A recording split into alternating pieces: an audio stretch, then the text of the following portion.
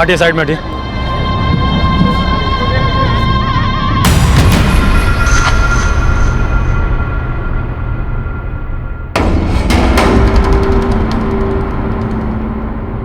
Sharma, yes sir. देखो इधर, यादव तुम इधर देखो।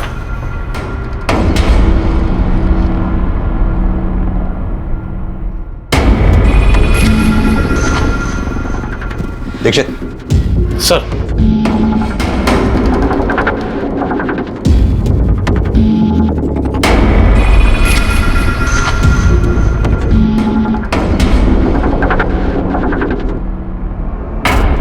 सर शायद ये फोन और ये लैपटॉप नेहा का ही है। सारे एविडेंसेस इकट्ठा कर लो। सर,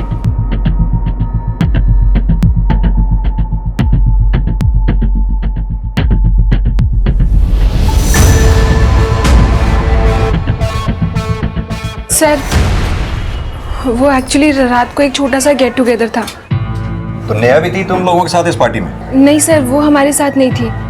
वो तो पार्टी करना ही नहीं चाहती थी। वो तो कल रात से अपने कमरे में ही थी। नेहा कल रात से अपने कमरे में थी, तो फिर बालकनी से नीचे कैसे गिर गई? सर हम सब लोग कल रात यहाँ हॉल में पार्टी कर रहे थे।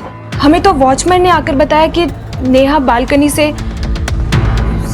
सर मुझे तो लगता है कि शायद नेहा ने सुसाइड किया है। सुसाइड? सर नेहा काफी टाइम से डिप्रेशन में थी। कल मैंने उसे कहा पार्टी ज्वाइन करने के लिए, लेकिन उसने कुछ खास रिस्पॉन्ड नहीं किया। नेहा तुझे पता है ना मैंने हाउस पार्टी रखी है, चल जल्दी से रेडी हो जा। सर जब से नेहा का जॉब छूटा था तब से वो गुमसुम रहने लगी थी। ये नेहा जॉब कहाँ करती थी? Sir Neha AP news channel में रिपोर्टर थी, लेकिन कुछ टाइम पहले उसका जॉब छूट गया। एपी न्यूज की एक्स रिपोर्टर नेहा बिष्ट की रहस्यमयी ढंग से मौत हो गई है और शायद माना जा रहा है नेहा ने अपने ऊपर लगे आरोप से हताश होकर आत्महत्या कर ली। ये न्यूज रिपोर्टर्स को आपने बुलाया? नहीं सर, विकी ने इन्फॉर्म किया था। ये भी एक जर्नलिस्ट है। सर मैं और नेहा बैचमेट थे। हम दोनों ने मास मीडिया का कोर्स साथ में ही किया था। आप लोगों के साथ कल रात कोई और भी था यहाँ पार्टी में? जी सर, कल रात 3 बजे तक अभय यहीं था, फिर वो चला गया था।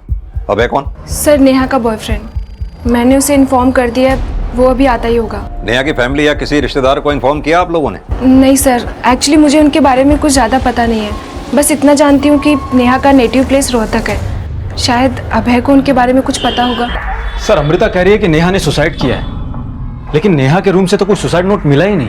सर इस फ्लैट के ओनर मिस्टर बग्गा से मेरी बात हुई। उन्होंने बताया कि अमृता के इस फ्लैट से रोजाना शोर शराबे की काफी आवाजें आती थी और अमृता का अक्सर नेहा से भी झगड़ा होता रहता था। सोसाइटी में अमृता के नाम से काफी कंप्लेंट्स हैं। नहीं सर, मेरा ऐसा कोई बड़ा झगड़ा नहीं था नेहा के साथ। हम दोनों रूममेट से तो कभी कभी छोटी मोटी अनबन हो जाया करती थी। कुछ छिपा तो नहीं रही ना आप हमसे? नहीं सर, ऐसा कुछ भी नहीं है। अमृता जी, आपका ये फ्लैट हमें फॉरेंसिक टीम को हैंड ओवर करना होगा। तब तक ये फ्लैट सील रहेगा। आप अपने रहने का इंतजाम कहीं कर लीजिए और जहां भी आप जाएं हमें बता के जाइएगा और अपना फ़ोन ऑन रखिएगा। जब तक ये साबित नहीं हो जाता कि नेहा ने सुसाइड किया है, आप और आपके दोस्त हमें बताए बिना ये शहर छोड़कर कहीं नहीं जाएंगे।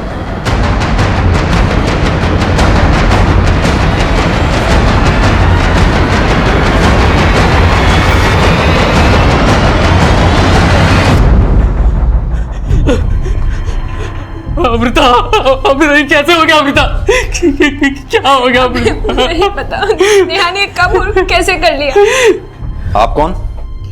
सर ये अभय है, नेहा का दोस्त। सर मेरा नाम धीरज सांगवान है। मैं नोएडा सेक्टर 7 में रहता हूँ। तुम नेहा को कब से जानते हो? सर जब से वो अमृता के घर रहने आई। अमृता मेरी बहुत अच्छी फ्रेंड है और उसी ने मुझे यहाँ इनवाइट किया था। सर मेरा नाम आकांक्षा शुक्ला है। मैं लक्ष्मी नगर में रहती हूँ। मैं और नकुल तो नेहा को ठीक से जानते तक नहीं है। हम दोनों डिम्पी के फ्रेंड हैं और उसके कहने पे ही यहाँ पर आई थी। सर मेरा नाम डिम्पी शर्मा है। मैं मयूर विहार में रहती हूँ और मैं यहाँ पे विक्की के साथ ही आई थी और विक्की ही नेहा को जानता है। सर वो एक्चुअली नेहा को उसके बॉस ने जॉब से निकाल दिया था, क्योंकि गाजियाबाद के एक मैटरनिटी क्लिनिक के डॉक्टर गोयल ने नेहा पर ब्लैकमेलिंग का केस किया था। सर नेहा ने उसके मैटरनिटी क्लिनिक में स्टिंग ऑपरेशन किया था और डॉक्टर गोयल ने कहा कि नेहा ने उनसे 5 लाख रुपए की डिमांड की थी न्यूज़ ना रिले करने के लिए। सर इसी वजह से नेहा के न्यूज़ चैनल के एडिटर ने उसको जॉब से निकाल दिया। सर नेहा इस वजह से बहुत डिप्रेशन में थी, लेकिन वो इतना बड़ा स्टेप ले लेगी सर, ऐसा मैंने नहीं सोचा था। तो तुम भी ये मानते हो कि नेहा ने आत्महत्या की है?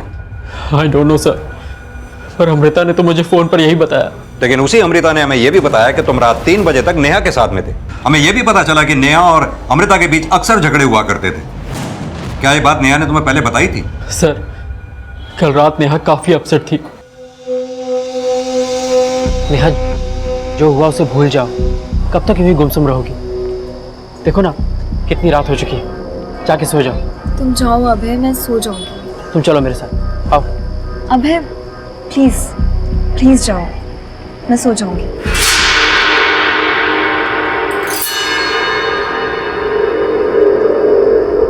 जब तुम यहां से गए तो नेहा बालकनी में ही थी।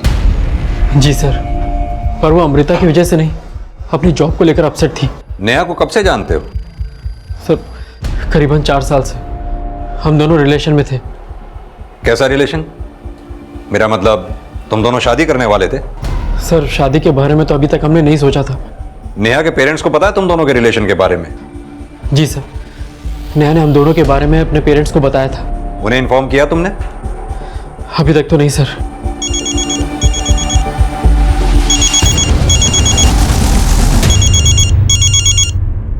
हेलो, आप नेहा के फादर बोल रहे हैं? हाँ बोल रहा हूँ। आप कौन? मैं सब इंस्पेक्टर रोहन दीक्षित बोल रहा हूँ।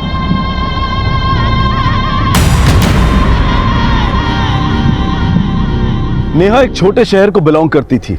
अपने माता पिता से दूर कामयाबी के सपने संजोए दिल्ली एनसीआर में एक लोकल न्यूज चैनल में एक क्राइम रिपोर्टर थी। लेकिन अपने प्रोफेशनल करियर की छोटी सी अवधि में उसने काफी नाम कमाया था, लेकिन वो बहुत जल्दी बदनाम भी हो गई। क्राइम रिपोर्टर नेहा बिष्ट पर पहले से ही ब्लैकमेलिंग का एक केस चल रहा था और वो केस बहुत जल्द इस इन्वेस्टिगेशन का एक हिस्सा बनने वाला था, क्योंकि शुरुआती जांच में यह सामने आ रहा था कि नेहा ने अपने ऊपर लगे ब्लैकमेलिंग के केस से डिप्रेस होकर आत्महत्या कर ली थी। लेकिन नेहा का किसी भी तरह का सुसाइड नोट पुलिस को नहीं मिला जो इस बात को पुख्ता कर दे। सर, जिस बिल्डिंग में नेहा की मौत हुई थी उस रात की सीसीटीवी फुटेज। यह आज तक करीब 4:45 बजे हुआ था। और यहां देखिए सर, 3:15 बजे नेहा के बॉयफ्रेंड अभय को बिल्डिंग कंपाउंड से बाहर जाते हुए देखा गया था। सर मैं टेक्निकल एक्सपर्ट से नेहा का मोबाइल ऑन करवाया तो मालूम चला कि उसके मोबाइल से सारे मैसेजेस और कॉल हिस्ट्री डिलीटेड है। सर, अगर नेहा को सुसाइड ही करना था तो अपने मैसेजेस और कॉल हिस्ट्री डिलीट क्यों करती? नेहा ने सुसाइड किया ये तो सभी बोल रहे हैं, लेकिन नेहा के साथ जब ये हादसा हुआ तो नेहा की फ्रेंड अमृता और उसके बाकी दोस्त पार्टी मना रहे थे। नेहा के साथ जॉब का इशू था ये तो पता करो ही, साथ में अमृता और बाकी फ्रेंड्स सभी को इन्वेस्टिगेट करो, शायद इस केस में कोई लीड मिले। सर बाहर नेहा के पेरेंट्स आए। सर माना कि नेहा परेशान थी क्योंकि उस पर झूठे एलिगेशन लगाए गए थे, पर वो अपने आप को जल्दी इनोसेंट साबित करने को भी कहती थी। सर वो बहुत स्ट्रांग लड़की थी, सुसाइड तो कभी भी नहीं कर सकती। आपकी आखिरी बार नेहा से कब बात हुई थी? सर 3-4 दिन पहले ही हमारी नेहा से बात हुई थी। हम तो उसे सब कुछ छोड़कर वापस रोहतक आने के लिए कह रहे थे, पर उसने मना कर दिया। पापा, अगर मैं बिना कुछ किए पलट गई तो दुनिया तो यही समझेगी ना कि मैं गलत थी। मैं जानता हूं कि तू कभी कोई गलत काम कर ही नहीं सकती, पर बेटा ये सब हुआ कैसे? पापा, उस डॉक्टर ने मुझ पर गलत एलिगेशंस लगाए हैं, पर मैंने कभी नहीं सोचा था कि हमारे एडिटर भी मेरे साथ विश्वासघात करेंगे। नेहा को नर्सिंग होम के डॉक्टर आकाश गोयल और नेहा के बॉस राघव सिंह दोनों ने मिलकर कॉन्स्पिरेसी का शिकार बनाया है। सर, डॉक्टर से पैसा लिया राघव सिंह ने और फंसा मेरी बेटी को दिया। एपी न्यूज की एक्स रिपोर्टर नेहा बिष्ट की रहस्यमय ढंग से मौत हो गई है और शायद माना जा रहा है कि नेहा ने अपने ऊपर लगे आरोप से हताश होकर आत्महत्या कर ली है। सर, गाजियाबाद के गोयल मैटरनिटी क्लिनिक के डॉक्टर आकाश गोयल ने 4 मार्च को नेहा पे ब्लैकमेलिंग का केस फाइल किया था। उसने नेहा पे एलिगेशन लगाया था कि नेहा ने उसके क्लिनिक में फेक स्टिंग ऑपरेशन किया, जिसके बेस पे नेहा ने उससे 5 लाख रुपए मांगे। और सर, उसने धमकी भी दी थी कि अगर उसने नेहा को पैसे नहीं दिए तो नेहा उस फुटेज को रिले करवा देगी। और सर, ये भी पता चला है कि नेहा जिस न्यूज़ चैनल के लिए काम करती थी वो न्यूज़ चैनल वाले नेहा की मौत को सुसाइड बता के रिले कर रहे हैं। उनका कहना है कि नेहा खुद को कभी सही साबित नहीं कर पाई, इसलिए फ्रस्ट्रेशन में आके उसने सुसाइड कर लिया। ये न्यूज़ चैनल वाले किसी भी केस की कोई भी कहानी बनाकर दिखा देते हैं। ये नेहा बिष्ट के बॉस राघव सिंह से जाके मिलो, देखो क्या कहता है। Sir,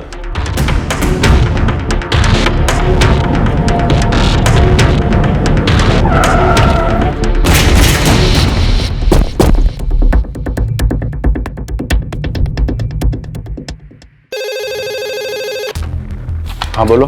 sir, PSI Varun Dixit आपसे मिलने आए हैं। हाँ सर, नेहा हमारे न्यूज़ चैनल में ही काम करती थी, लेकिन मैंने सोचा नहीं था वो इस हद तक गिर जाएगी। कहानियां तो हमने भी काफी सुनी उस केस को लेकर, लेकिन आप क्या सोचते हैं, क्या डॉक्टर गोयल का एलिगेशन सही था? सही होगा, क्योंकि नेहा के पास कोई फुटेज नहीं थी जिससे ये साबित हो सके कि वो अपने क्लिनिक में सेक्स डिटर्मिनेशन टेस्ट करते हैं। और मैंने नेहा को जॉब से निकाल दिया तो उसने दूसरे न्यूज़ चैनल पे जाके मेरे खिलाफ बोलना शुरू कर दिया। मैंने डॉक्टर अशोक गोयल का स्टिंग ऑपरेशन किया था और मुझे पता चला कि उनके हॉस्पिटल में इलीगल सेक्स डिटर्मिनेशन टेस्ट होता है। मैं चाहती थी कि वो लोग सब एक्सपोज हो जाएं, लेकिन मेरे चैनल के एडिटर राघव सिंह ने ये स्टिंग ऑपरेशन रिले ही नहीं किया, क्योंकि उस गोयल ने उनको पैसे खिला रखे थे और ये राघव के कहने पर ही उन्होंने मुझ पर ब्लैकमेल का झूठा एलिगेशन लगाया है। सर, नेहा टेंशन सीकर थी, ये सब करके वो चीप पब्लिसिटी पाना चाहती थी। मुझे गलत साबित करने के लिए बहुत हाथ पैर मार रही थी, लेकिन कुछ कर नहीं पाई और इसी फ्रस्ट्रेशन में उसने सुसाइड कर लिया। नेहा के मरने के बाद भी उसके करियर पर लगा दाग ज्यों का त्यों रहा, लेकिन नेहा ने सुसाइड किया था या ये अबेटमेंट ऑफ सुसाइड था या फिर मर्डर, ये अभी साफ होना बाकी था। और नेहा की पोस्टमार्टम रिपोर्ट भी इन सभी संभावनाओं की तरफ इशारा कर रही थी। सर नेहा की पोस्टमार्टम रिपोर्ट। सर, नेहा की मौत हाइट से गिरने की वजह से हुई है, लेकिन सर नेहा की बॉडी पर कई जख्म भी थे और ये जख्म उसकी मौत से पहले के हैं। सर, शायद नेहा को कोई फिजिकली असॉल्ट करता था। Physically assault? जी सर। सर, हो सकता है कि नेहा का जो बॉयफ्रेंड है अभय, वो उसे फिजिकली असॉल्ट करता हो, क्योंकि उन दोनों का 4 साल से रिलेशन था और जिस रात को नेहा की मौत हुई थी उस रात भी अभय नेहा के साथ था। लेकिन अभय के बारे में नेहा के पेरेंट्स ने कोई गलत बात तो बोली नहीं थी। नेहा अक्सर हम लोगों से अभय के बारे में बात करती थी। अभय नेहा का काफी अच्छा दोस्त था। सर, मैंने अमृता और अभय के कॉल रिकॉर्ड चेक किए तो मालूम चला है कि इन दोनों की काफी बातें होती थी।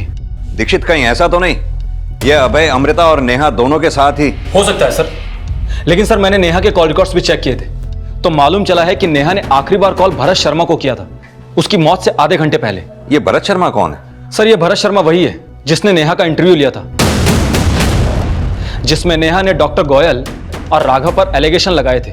सर, नेहा की जिस दिन बॉडी हमें मिली थी उस दिन भी वो क्राइम सीन पर रिपोर्टिंग कर रहा था। ये अभय, अमृता और भरत तीनों को थाने बुलाओ। सर। ये वही बिल्डिंग है जिसके 4थे फ्लोर पर नेहा रहती थी। फिलहाल पुलिस ने इस फ्लैट को सील कर दिया है। सर, मैं नेहा को बहुत पहले से जानता था। अक्सर हमारी मुलाकात रिपोर्टिंग के वक्त होती थी, बल्कि वो मेरी अच्छी दोस्त भी थी। जब हमें नेहा की डेड बॉडी मिली थी हमें पता चला उस दिन सुबह 4:15 बजे नेहा ने तुम्हें कॉल किया था।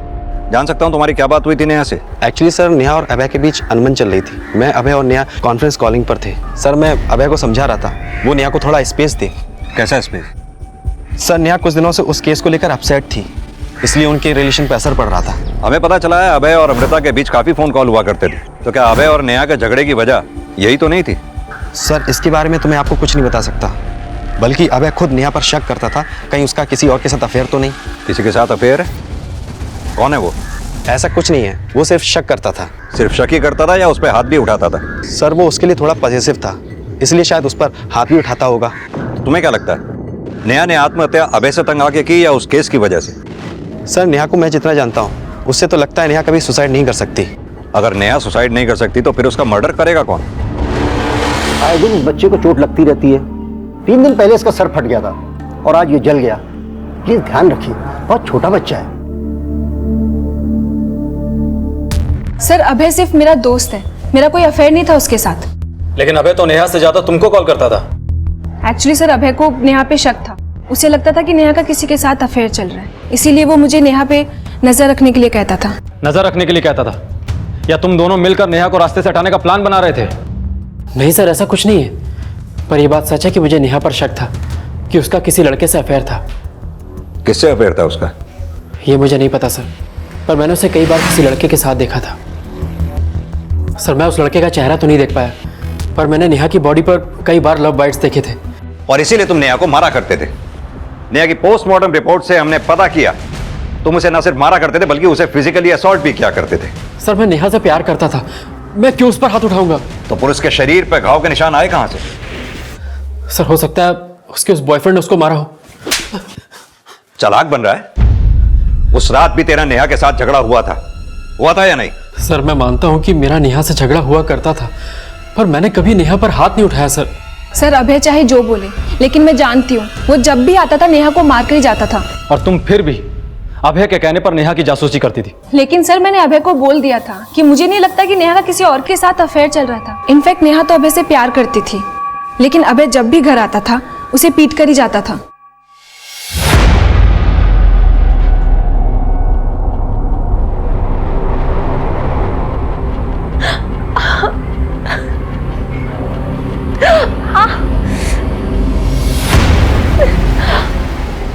नेहा, क्या हुआ?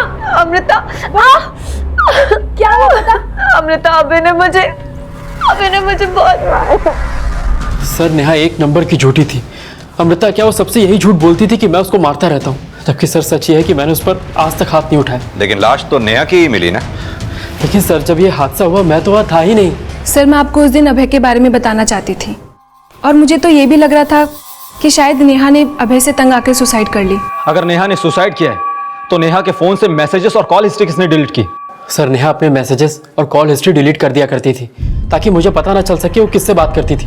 हमने नेहा के कॉल रिकॉर्ड स्टडी किए, पता चला कि नेहा भरत शर्मा और विकी के अलावा और किसी से बातें नहीं करती थी, और तू किसी तीसरे की ही बातें कर रहा है। सर भरत पर तो नहीं, पर विक्की पर मुझे शक था। सर नेहा को उस दिन जिस लड़के के साथ मैंने देखा वो विक्की था या कोई और मुझे नहीं पता, पर उस रात पार्टी में विक्की था। सर अभय सिर्फ शक करता था, लेकिन कभी प्रूव नहीं कर पाया कि मेरा नेहा के साथ कोई अफेयर है। नेहा को मैं बहुत अच्छे से जानता हूँ, उसका किसी के साथ भी कोई अफेयर नहीं था। अभय बेवजह उस पर शक करता था और उसको मारता भी था। सर उस रात भी अभय ने नेहा को मारा था? उस रात का तो मुझे कोई भी आइडिया नहीं। हम सब लोग बाहर पार्टी कर रहे थे और नेहा और अभय पूरा टाइम रूम में थे। नेहा जब बालकनी से गिरी तो अभय वहां से जा चुका था, पर तुम वहीं थे। सर मेरे साथ तो मेरे दोस्त भी थे वहां पे, लेकिन उस रात नेहा अमृता के कहने पे बाहर आई। हम सबके कहने पे उसने एक सेल्फी ली और सबको साफ साफ बोला कि कोई भी उसे डिस्टर्ब ना करे। तो हम में से कोई भी उसके पास गया ही नहीं सर। इसीलिए तुम्हें और तुम्हारे फ्रेंड्स को लगता है कि नेहा ने सुसाइड किया? सर नेहा अभय की वजह से भी डिप्रेस थी, अपनी जॉब छूटने की वजह से भी डिप्रेस थी। अब हो सकता है कि इन सब चीजों से परेशान होकर उसने सुसाइड किया हो। सर आप लोगों ने मुझे कब से यहाँ बिठा के रखा है? मैंने कहा तो मैंने नेहा पे हाथ नहीं उठाया। लेकिन सब तो यही बोल रहे हैं कि तू नेहा को मारा करता था। सर जो लोग आपसे ऐसा बोल रहे हैं एक बार उनसे जाके पूछिए, क्या किसी ने भी मुझे नेहा को मारते हुए देखा था? एक बात बता, अगर तुझे नेहा पे शक था तो तूने उसे छोड़ा क्यों नहीं? सर मैं नेहा से प्यार करता था, पर वो मेरे बारे में अपने दोस्तों से झूठ बोलती थी उनकी सिंपैथी पाने के लिए। सर वो सिर्फ मेरे इमोशंस के साथ खेल रही थी ताकि मैं उसकी फाइनेंशियल हेल्प करता रहूं। सर आप ही बताइए, अगर उसे मुझसे इतनी ही प्रॉब्लम होती तो वो 4 साल तक मेरे साथ रिलेशन कंटिन्यू क्यों करती? सर नेहा का जो कैरेक्टर अभय प्रोजेक्ट करने की कोशिश कर रहा है, उससे लगता तो नहीं है कि नेहा सुसाइड करेगी। लेकिन अभय सच बोल रहा है, इस बात की क्या गारंटी है? लेकिन सर ये बात तो साफ है कि नेहा पर ब्लैकमेलिंग का केस चल रहा था, और अगर हम ये मान लें कि अभय ने हमें जो बताया वो सच है, तो अभय के पास में नेहा को मारने का मोटिव है। अगर ये मर्डर है तो उस घटना से पहले अभय तो वहां से 1.5 घंटा पहले जा चुका था। सर ऐसा भी तो हो सकता है कि पार्टी में जितने लोग मौजूद थे अभय ने उनमें से किसी को पैसा देकर ये काम करवाया हो। लेकिन अमृता और विकी दोनों ने ही अभय के खिलाफ बोला था। सर अभय चाहे जो बोले, लेकिन मैं जानती हूँ वो जब भी आता था नेहा को मार कर ही जाता था। अभय बेवजह उस पर शक करता था और उसको मारता भी था। सर बाकी बचे धीरज, आकांक्षा, डिम्पी और नकुल। दीक्षित अगर ये मर्डर है तो इसका कनेक्शन उन सभी लोगों से है जो उस रात उस पार्टी में मौजूद थे। सभी को अच्छी तरह से इन्वेस्टिगेट करो। Okay sir. ये समझने के लिए पुलिस अब नेहा का चरित्र समझने की कोशिश कर रही थी। पार्टी में मौजूद सभी लोगों को फिर से खंगाला जा रहा था।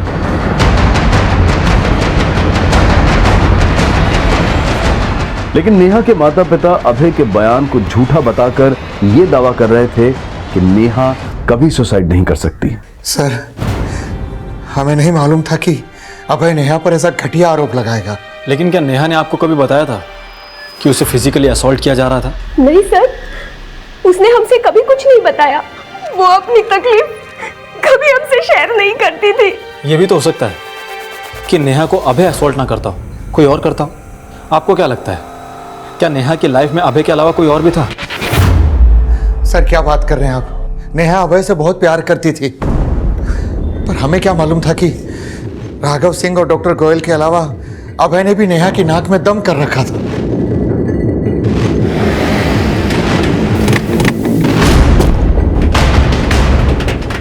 अरे सर, नाक में दम कर दिया था उसने। पहले हमने प्यार से समझाया कि बेवजह हमें परेशान ना करे, लेकिन वो तो हमें ब्लैकमेल करने लगी। लेकिन नेहा ने ऐसे ही तो आरोप नहीं लगाया होगा आपके ऊपर, उसे कुछ तो मिला होगा ना आपके खिलाफ। वो हमें डरा के 5 लाख ऐंठना चाहती थी, लेकिन हम डरे नहीं और हमने नेहा और उसके दोस्त के खिलाफ केस फाइल कर दिया। लेकिन वो दोस्त था कौन जिसने नेहा के साथ मिलकर आपके क्लिनिक का स्टिंग ऑपरेशन किया था? कोई स्टिंग ऑपरेशन नहीं किया, लेकिन हाँ, नेहा के बिहाफ पे उसका दोस्त भी हमें ब्लैकमेलिंग कॉल्स करता था। लेकिन वो लड़का कौन था ये हमें पता नहीं चला, क्योंकि वो हमारे सामने कभी आया ही नहीं। सर, गाजियाबाद पुलिस ने बताया था कि नेहा ने एक लड़के के साथ मिलकर डॉक्टर गोयल को ब्लैकमेल किया था। वो लड़का कौन था अब तक तो उसका कुछ पता नहीं चल पाया, और नेहा इन सबको डॉक्टर गोयल की मनगढ़ंत कहानी बताती थी। दीक्षित, मान लो कि अगर वो लड़का है तो हो सकता है ये लड़का वही हो जिसे अभय ने नेहा के साथ देखा था। सर, अगर वाकई में वो लड़का है तो नेहा के कॉल रिकॉर्ड्स में कोई क्लू क्यों नहीं मिला? हो सकता है नेहा का कोई दूसरा नंबर भी हो। कि नेहा से जुड़ी हर इन्फॉर्मेशन को निकालो। नेहा ने जिन जिन केसेस की रिपोर्टिंग की है उस केस से जुड़े सभी लोगों से मिलो, हो सकता है कोई क्लू मिले। सर, इस केस में अब उस एंगल को भी इन्वेस्टिगेट किया जा रहा था जिसमें ऐसा अनुमान लगाया जा रहा था कि शायद नेहा का अभय के अलावा किसी और से भी अफेयर था। लेकिन क्या उस लड़के का वाकई कोई अस्तित्व था जिसे नेहा का अज्ञात बॉयफ्रेंड समझा जा रहा था? सर, जब मैं ये मान ही नहीं सकता कि नेहा ने उस डॉक्टर को ब्लैकमेल किया होगा, तो मैं ये कैसे मान सकता हूँ कि नेहा के ब्याह पर किसी लड़के ने उस डॉक्टर को कॉल किया होगा? कहीं ऐसा तो नहीं वो तुम ही थे? वो प्लानिंग भी तुम दोनों ने मिलकर ही की थी। नहीं सर, तब नेहा राघव सिंह के न्यूज़ चैनल के लिए काम करती थी और ऐसे बड़े काम सीक्रेट होते हैं। सर, मुझे नेहा ने कभी स्टिंग के बारे में नहीं बताया था। सर, नेहा बहुत ही अच्छी लड़की थी। वो पैसों के लिए नहीं बल्कि सच्चाई के लिए काम करती थी, और उसने मेरे हक की लड़ाई भी लड़ी। और यही नहीं, उसने मुझे मेरे ससुराल वालों से मेरा हक भी दिलवाया। सर, मुझे मेरे पति की वजह से एड्स हुआ और उसने मुझ पर ही झूठा आरोप लगाकर मुझे घर से बाहर निकाल दिया। लेकिन इन सब में नेहा ही आगे आई मुझे इंसाफ दिलवाने के लिए। मुझे पूरा विश्वास है नेहा सच्चाई के लिए लड़ रही थी। नेहा राघव सिंह के षड्यंत्र का शिकार हुई थी। सर, नेहा कभी हार नहीं मान सकती थी और वो बिना लड़े अपनी जिंदगी से कभी अलविदा नहीं कह सकती है। 25 वर्षीय नेहा बिष्ट ने आत्महत्या की या उसे किसी ने उकसाया, ये अब तक साफ नहीं हो पाया है, पर ये भी माना जा रहा है कि ये एक मर्डर हो सकता है। पुलिस इस केस में अब भी नेहा के बॉयफ्रेंड अभय त्यागी को सस्पेक्ट मान रही। अभय के अलावा नेहा के वो दोस्त भी सस्पेक्ट लिस्ट में है जो नेहा की संदिग्ध मौत के वक्त उसके साथ मौजूद थे।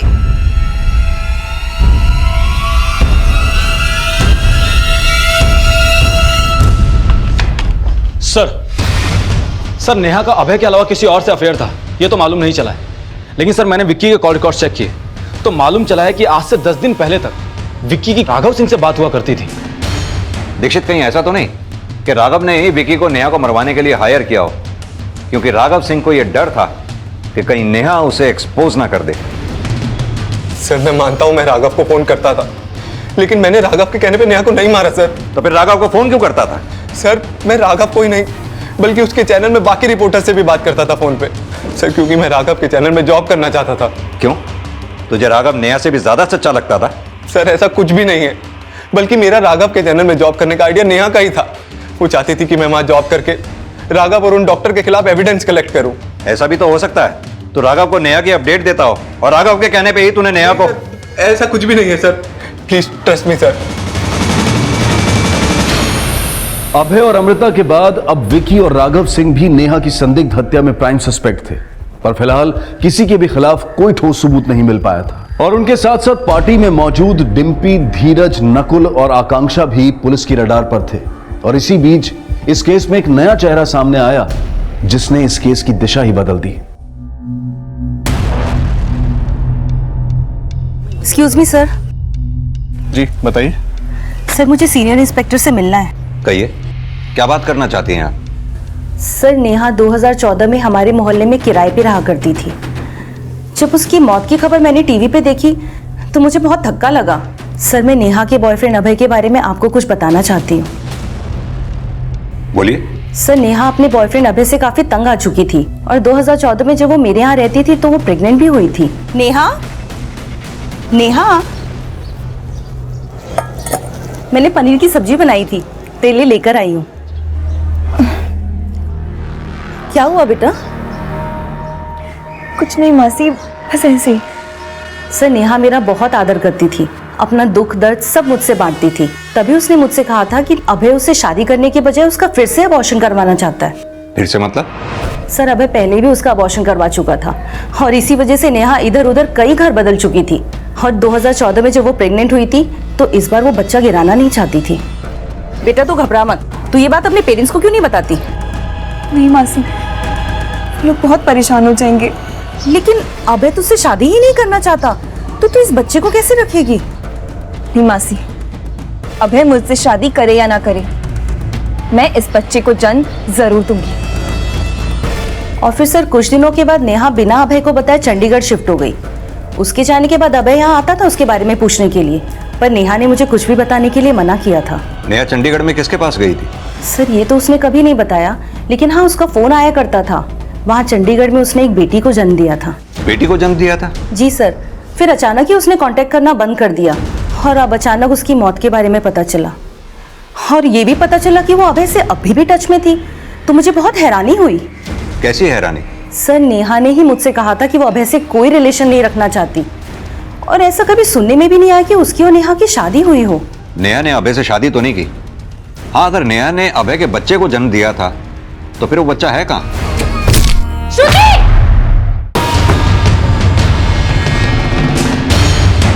हमें पता चला है कि 2014 में नेहा ने एक बच्ची को जन्म दिया था। क्या नेहा ने आप लोगों को बताया था इस बारे में? नेहा किसी बच्चे को जन्म कैसे दे सकती है सर? ये सरासर झूठ है। देखिए, नेहा जहाँ चंडीगढ़ में रह रही थी वहाँ की एक लेडी के मुताबिक नेहा ने दिसंबर 2014 में एक बच्ची को जन्म दिया था। उस दौरान या उससे पहले क्या आप लोग मिले थे नेहा से? नहीं सर, जून 2014 में तो चंडीगढ़ एफएम में जॉब करती थी नेहा।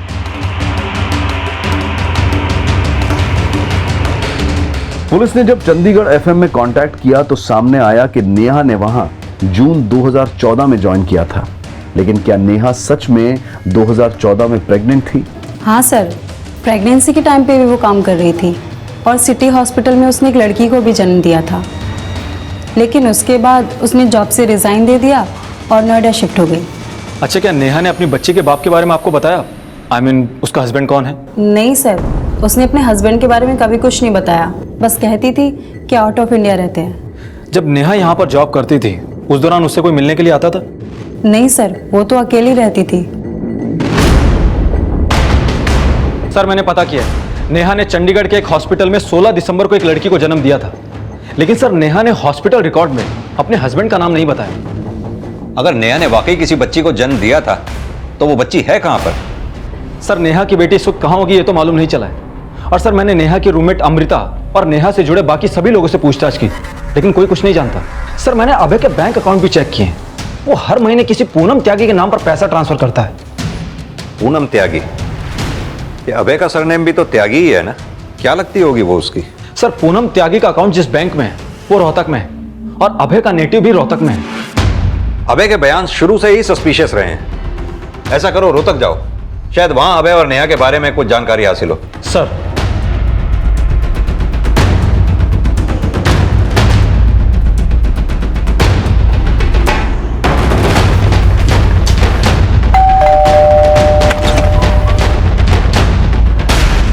जी अभय त्यागी का घर यही है? जी हाँ, लेकिन वो नोएडा में रहते हैं। आप अभय त्यागी क्या लगती है? जी हम उनकी पत्नी हैं।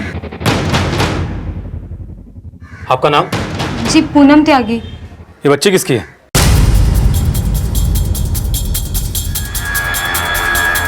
हमारी और अभय जी की शादी 5 साल पहले हुई थी।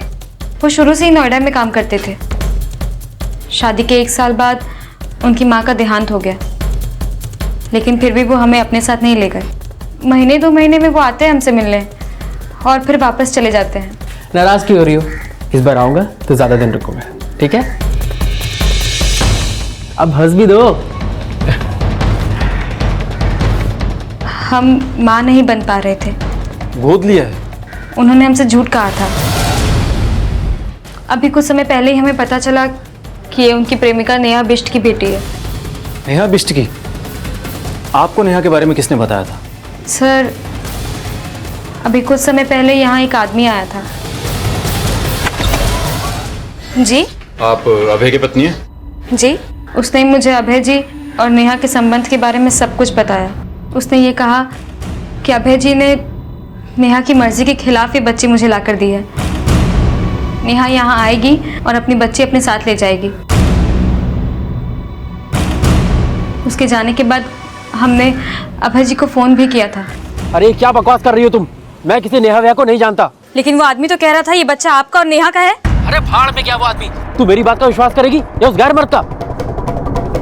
वो सिर्फ यही कहते रहे कि ये सब झूठ है। तो क्या फिर नेहा यहाँ पर आई थी?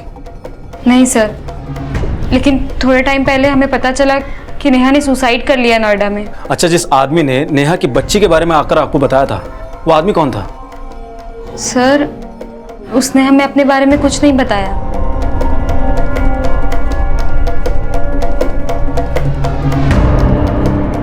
इनमें से कोई था? नहीं सर। अच्छा, उस आदमी का आप स्केच बनवा सकती हैं? जी। एक तरफ पुलिस पूनम त्यागी की मदद से उस आदमी का स्केच बनवा रही थी और वहीं फरीदाबाद से अभय त्यागी को अरेस्ट कर लिया गया और स्केच बनाते ही उस आदमी की पहचान भी पता चल गई जिसे पहले नेहा का बॉयफ्रेंड समझा जा रहा था। ये तो प्राइवेट डिटेक्टिव भानु प्रताप जैसा दिखता है। सर, नेहा ने बताया था कि अभय ने जबरदस्ती उसके बच्चे को कहीं छुपा दिया। मैं उसके कहने पर यह पता लगा रहा था कि आखिर अभय ने नेहा के बच्चे को गायब कहां किया।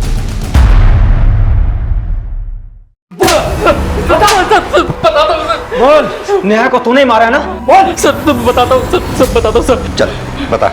सर, वो मेरी और नेहा की ही बच्ची थी। सर, मैं नहीं चाहता था कि वो बच्ची जन्म ले, पर नेहा मुझे बिना बताए चंडीगढ़ भाग गई और 2015 में जब वो नोएडा वापस आई तो आकर मुझसे मिली।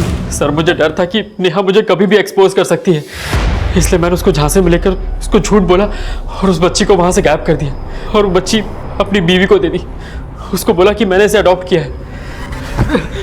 और नेहा को जब ये पता चला कि उसका बच्चा तेरे पास है तो नेहा को मरवा दिया? सर, मैं मानता हूँ कि मुझे पता था कि भानु की मदद से नेहा को सब पता चल गया था, लेकिन सर उस रात मैंने नेहा को सिर्फ धमकी दी थी और कुछ नहीं। तुम्हें बच्चा चाहिए ना, वो मैं तुम्हें लाके दूंगा, लेकिन अगर मेरे खिलाफ कुछ भी बोला ना तो अंजाम अच्छा नहीं होगा। क्या कर लोगे?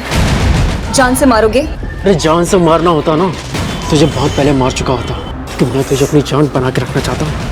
हट। और उसके बाद मैं वहां से चला गया। सर, मेरा यकीन मानिए, मैंने कुछ नहीं किया। कुछ नहीं किया? एक लड़की की जिंदगी तबाह कर दी, एक मां से उसके बच्चे को छीन लिया, कहता कुछ नहीं किया? जो लड़की बिना शादी किए, बिना पिता के नाम के एक बच्ची को जन्म देने की हिम्मत जुटा सकती है, मुझे नहीं लगता वो सुसाइड करेगी।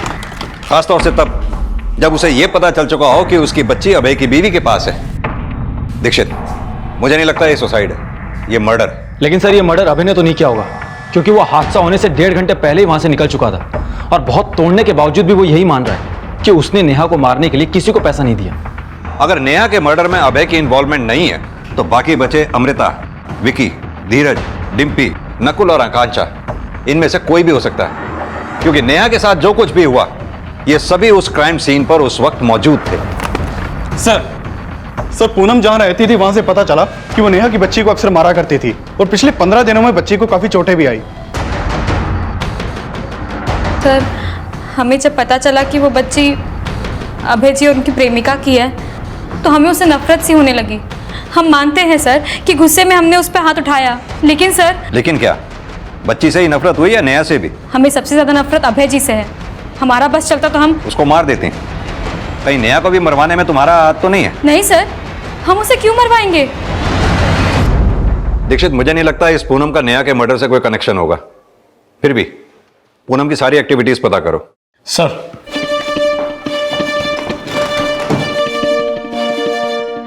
पूनम त्यागी, डॉक्टर गोयल और राघव सिंह का कनेक्शन अब क्राइम सीन पर मौजूद धीरज, अमृता, डिम्पी, आकांक्षा, नकुल और विकी से जोड़कर भी इन्वेस्टिगेट किया जा रहा था और इस केस को नए सिरे से नई दिशा देने की कोशिश की जा रही थी। और इसी दौरान क्राइम सीन की एक फोटो ने पुलिस का ध्यान अपनी ओर खींचा। सर, ये देखिए, नेहा की डेड बॉडी पर जो कपड़ा है वो राइट शोल्डर से फटा हुआ है और पार्टी के दौरान ली गई सेल्फी में कपड़ा बिल्कुल ठीक है।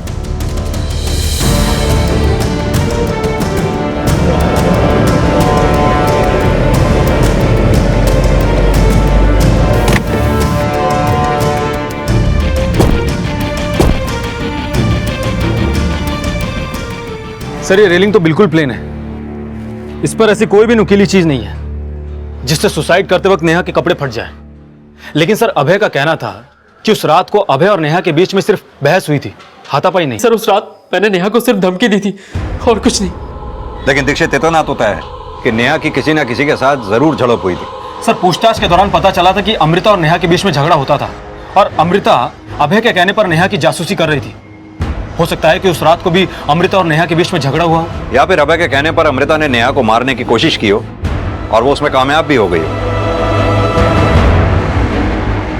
सर मैं मानती हूँ कि मेरा और नेहा का झगड़ा होता था, लेकिन सर मैं उसे क्यों मारूंगी? अभय तुम्हें नेहा के जासूसी करने के लिए पैसे दिया करता था, तो ये भी तो हो सकता है कि ये बात नेहा को पता चली हो और अभय के जाने के बाद तुमने नेहा को। नहीं सर, मैं मानती हूँ कि नेहा को पता चल गया था कि अभय मुझे पैसे देता था, लेकिन सर मैंने नेहा के साथ कुछ नहीं किया और मैं पूरे टाइम पार्टी में थी। अगर तुम पार्टी में थी तो कोई तो होगा जो अभय के जाने के बाद नेहा के कमरे में गया होगा। सर सबके कहने पर अभय के जाने के बाद मैं उसके कमरे में गई जरूर थी, लेकिन वो बाहर आई और एक बार सेल्फी खिंचा के वो वापस अपने कमरे में चली गई। सर नेहा के कमरे में जाने के बाद मैं अपने मोबाइल पर पार्टी का वीडियो रिकॉर्ड कर रही थी। आप चाहे तो वीडियो की टाइमिंग चेक कर सकते हैं।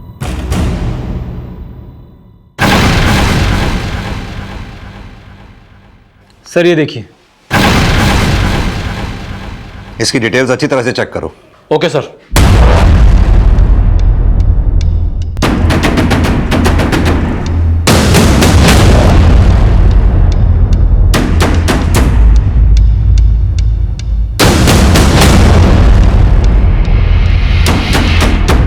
सर आप खाम का मेरे ऊपर चेक कर रहे हैं। नेहा की बॉडी 4:45 बजे बालकनी से नीचे गिरी और हमें पता चला है कि तो 4:30 बजे से 4:45 बजे तक नेहा की पार्टी में नहीं था।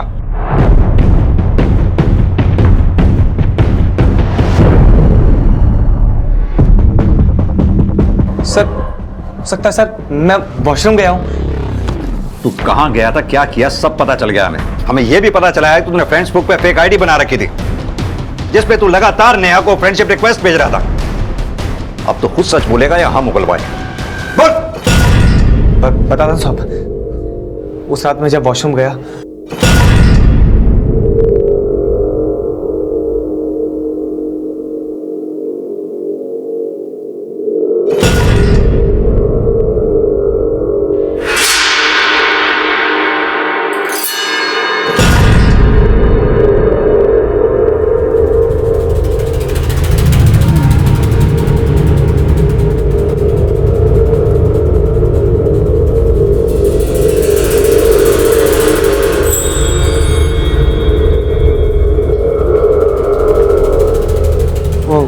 नेहा, वो तुम अभय को भूल क्यों नहीं जाती? धीरज मुझे अकेला छोड़ दो प्लीज, जाओ यहाँ से। मैं तुम्हें छोड़कर कैसे जा सकता हूँ नेहा? मैं फिक्र करता हूँ तुम्हारी। धीरज तुम होश में नहीं हो, जाओ यहाँ से। नेहा मेरी बात सुन, मैं होश में हूँ Neha. I love you Neha. जो तुम मुझे बोल रहे हो ना, जाकर अपनी गर्लफ्रेंड अमृता को बोलो, वही तुम्हें जवाब देगी। क्या हुआ, डर लग रहा है? तुम तो बोलोगे नहीं, मैं जाकर सबको सच बताती हूँ।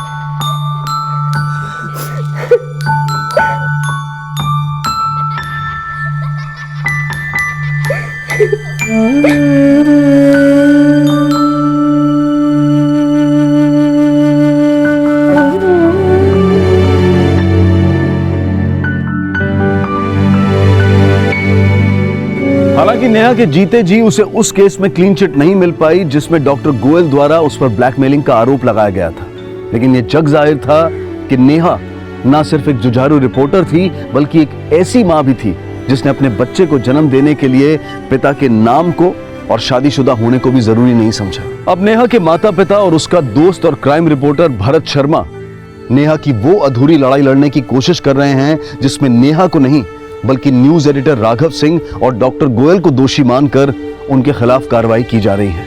हालांकि वो केस अब भी कोर्ट के अधीन है, लेकिन हम उम्मीद करते हैं कि जीत सच की होगी। देखते हैं हमारे आज के एपिसोड की दूसरी कहानी।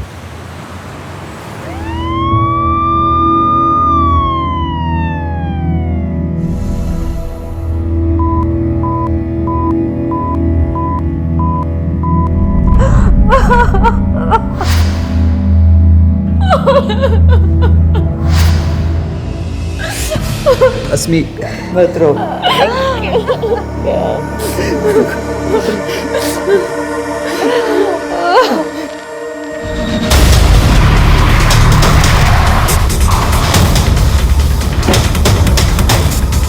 मिस्टर शशांक, बच्चे को सबसे पहले किसने देखा? सर मैं फैक्ट्री में था और पता नहीं ये सब कैसे।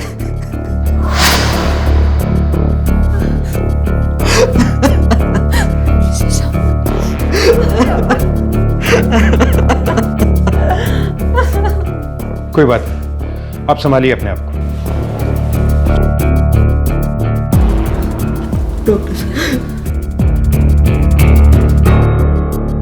बच्चे की हालत बहुत नाजुक है, उसका निजी अंग लिंक काटा गया है।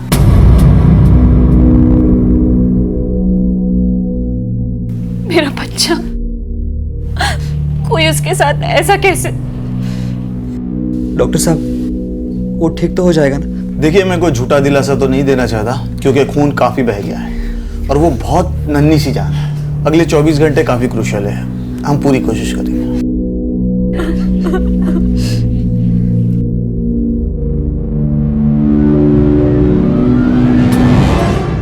बंधीकरण यानी कि कैस्ट्रेशन जैसी क्रूर घटना, और वो भी एक नन्ही सी जान के साथ, सुनकर ही रूह कांप जाए। लेकिन एक नवजात के साथ ऐसी क्रूरता कौन कर सकता है? और सबसे बड़ा सवाल है क्यों? और इस क्यों का जवाब ढूंढने में पुलिस को बहुत मुश्किल आने वाली थी।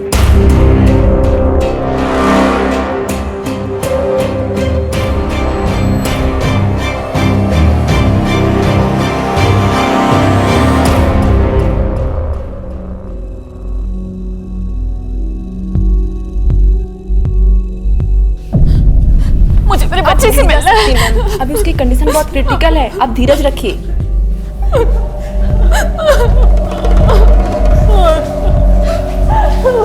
सर फैक्ट्री में थे मैं सर। बीवी ने फोन करके बताया कि हमारा छोटा बच्चा आविक।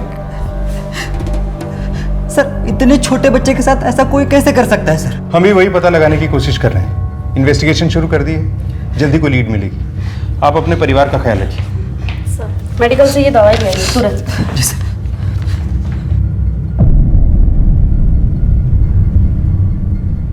बचना नहीं चाहिए वो। इंस्पेक्टर साहब, जिसने भी ये घिनौनी हरकत की है वो बचना नहीं चाहिए। लेकिन उसके लिए आपको हमारी मदद करनी होगी अस्मी जी। मैं आपकी मदद कैसे कर सकती हूँ सर? उस दिन क्या हुआ था? आप दोनों, मतलब आप और आपकी सास के घर में होते हुए भी कोई अनजान शख्स घर के अंदर कैसे आया? बहुत रातों से सो नहीं पाई थी सर, अभी का ध्यान रखते रखते, इसलिए छुट्टी लेकर घर पर ही थी। और जब अभी सो गया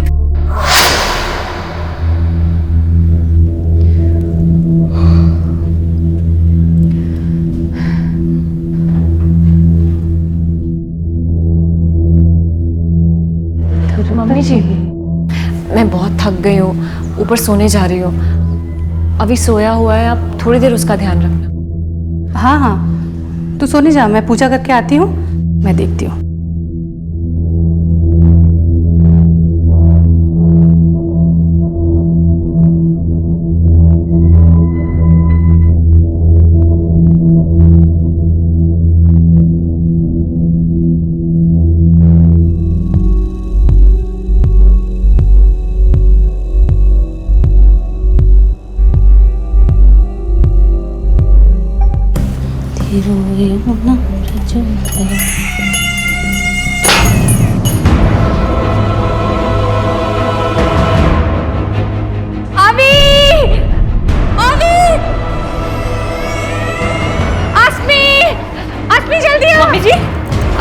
मम्मी जी जल्दी आ बेटा, यावी को क्या हो गया? मम्मी जी, मम्मी जी। देखा जी, शांत हो जाइए। क्या आपने किसी को भागते हुए देखा था? नहीं। क्या हुआ होगा अस्मी जी के बच्चे को? पता नहीं, पुलिस पूरे घर की तलाशी कर रही है।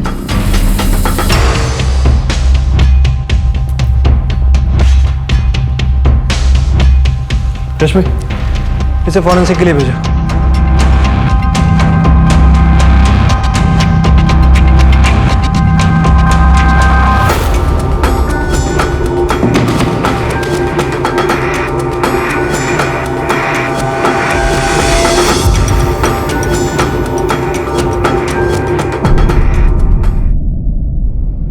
क्या हुआ बेटा? पता नहीं पापा, पुलिस आई हुई है।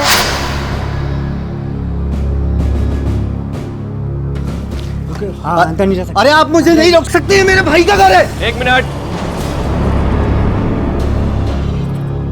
क्या प्रॉब्लम है आपको? ये मेरे भाई का घर है। देखिए, आपके भाई और उसकी पूरी फैमिली अभी सिटी हॉस्पिटल में। आप लोग चाहें तो वहां जाके मिल सकते हैं। अंदर मत आइए, आने मत देना किसी को।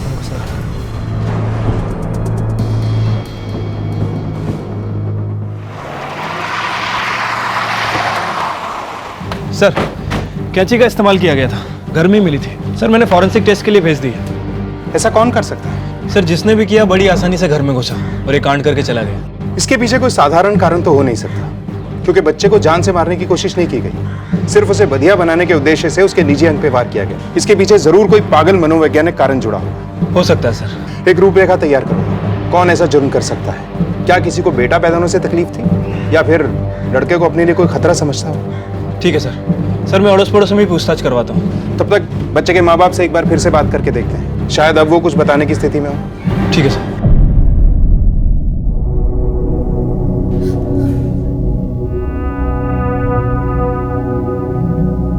आसमी, तुम घर जाके फ्रेश हुआ। हम सब है ना यहाँ पर। पता नहीं हमारे बच्चे के साथ कोई ऐसा कैसे कर सकता है। और वो किन्नर भी तो हो सकते हैं जो हमारे अभी के जन्म के बाद आए थे।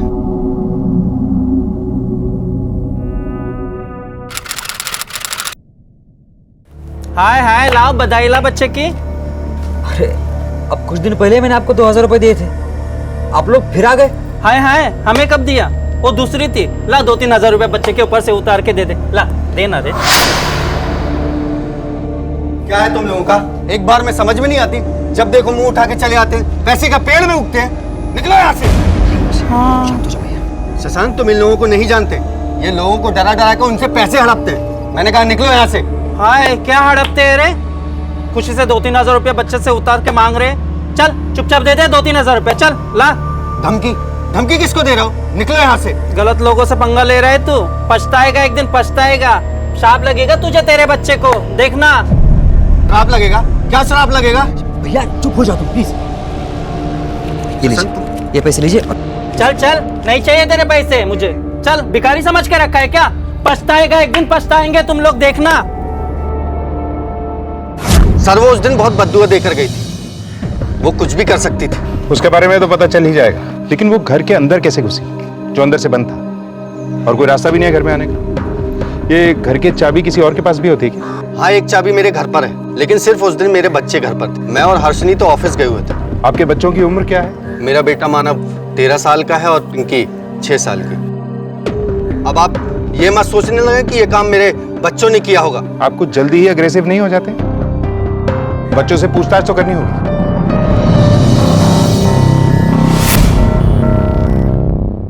तुम्हें पक्का यकीन है कि उस घर में कोई नहीं आया था?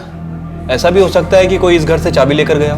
नहीं, मैंने किसी को नहीं देखा था और यहाँ पे भी कोई नहीं आया था। हो सकता है तुम्हारा ध्यान ना गया हो, तुमने ध्यान ना दिया हो।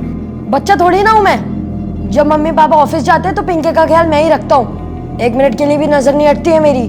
पिछले कुछ दिनों में तुमने किसी संदिग्ध आदमी को देखा? नहीं अंकल। नहीं सर, ऐसा तो कुछ भी नहीं देखा था। Thank you.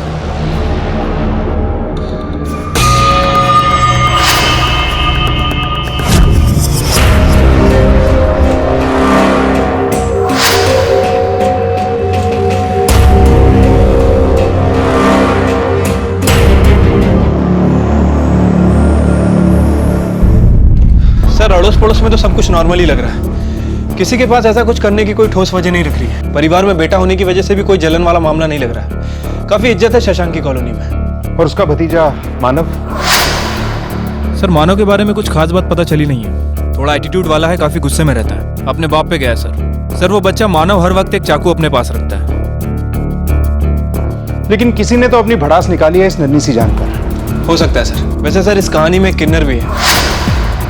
शशांक और आजिक्या ने उस किन्नर की काफी बेइज्जती की थी, वो भी पूरी कॉलोनी के सामने। सर, हो सकता है कि इसी किन्नर ने अपनी बेइज्जती का बदला लेने के लिए सब किया।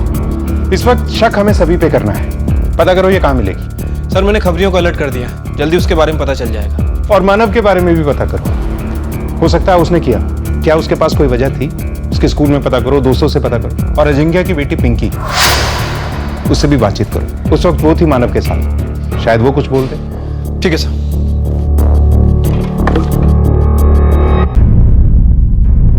बेटा घबराने की कोई जरूरत नहीं है, अगर आपको कुछ पता है तो आप हमें बता सकते हो। बेटा अंकल जो पूछ रहे हैं वो बोलो, डरना नहीं, गुड गर्ल। आप अपने चाचा के घर जाते हो? जब अभी हुआ था जब गए थे, पापा लेके गए थे। आपको अभी पसंद है? अच्छा आज सुबह आप कहाँ थे? आज स्कूल की छुट्टी थी, आज हम लोग घर के अंदर थे। आपका भाई घर से बाहर गया था? नहीं, वो तो टीवी देख रहा था। और आपके मम्मी पापा? ऑफिस में। सर मानव की क्या दुश्मनी हो सकती है अभी और शशांक से? हम तो उनके परिवार के इतने करीब भी नहीं थे। क्यों? शशांक और अजिंक्य तो सगे भाई है ना, फिर भी। हाँ, पर वो दोनों अपनी अपनी लाइफ में बिजी है और मैं भी जॉब करती हूँ, और आजकल कहाँ वक्त मिलता है किसी से मिलने जुलने का।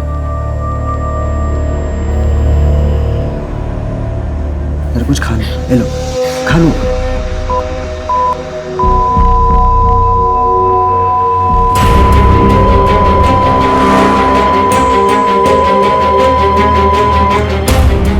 अरे रमेश जल्दी से डॉक्टर को बुलाओ। नर्स बच्चे को क्या हुआ? सर कुछ नहीं, नर्स, आप कहाँ पर है? बच्चे को देखना है मुझे अभी। अरे वो चेक कर रहे हैं सर, प्लीज आप यहाँ पे वेट करिए। डॉक्टर साहब देखो ना बच्चे को क्या हुआ मेरे।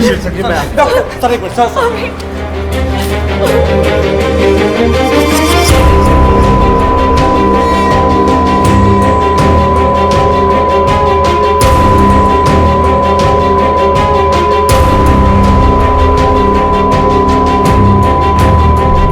दे राजा, कुछ दे दे।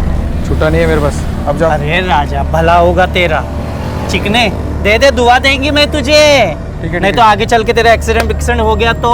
ठीक है ला दे। हाय हाय भगवान अच्छा रखे।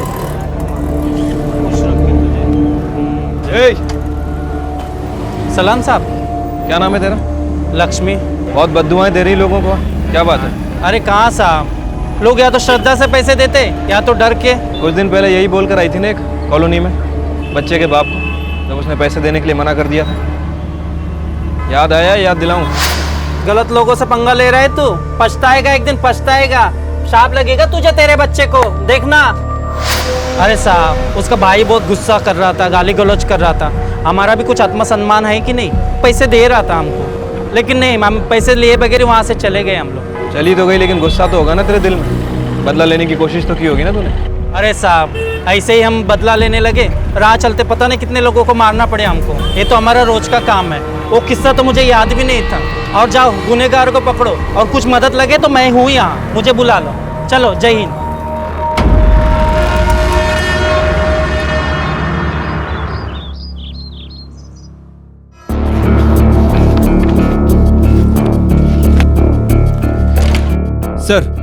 सर उस समय मानव घर में ही था, किसी ने उसे घर से बाहर निकलते हुए नहीं देखा। सर सैटरडे उसकी स्कूल की छुट्टी भी थी, और सर वो मानव दूसरे बच्चों को डराने के लिए चाकू रखा है, पर इस केस के साथ उसका कोई लेना देना नहीं है। हमने पूरी छानबीन की है। उस दिन वो अपनी बहन पिंकी के साथ ही था। और लक्ष्मी?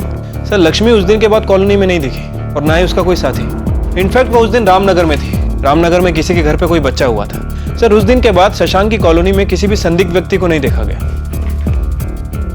क्या हो सर? शशांक की फैमिली हिस्ट्री में एक बड़ी अजीब चीज पता चली है। ये देखो,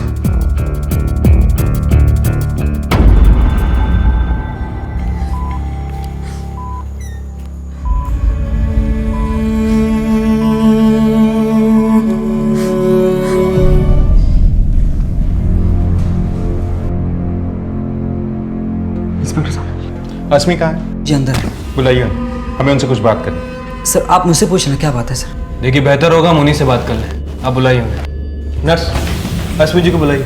जी।